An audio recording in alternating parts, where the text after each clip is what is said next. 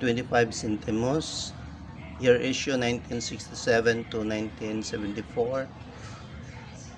Iyang composition ani kay nickel brass, no? 70% copper, 18% zinc, and 12% nickel. Ang iyang kabugaton 4 gram. So iyang diameter is 21.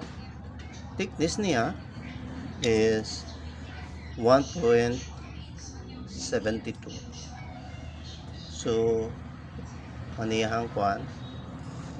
So when we talk about sa iyang presyo ani, so wala pa gini siya di pataas yang value ani. Mostly mga collector dili mo palitan kay sa common coins, no?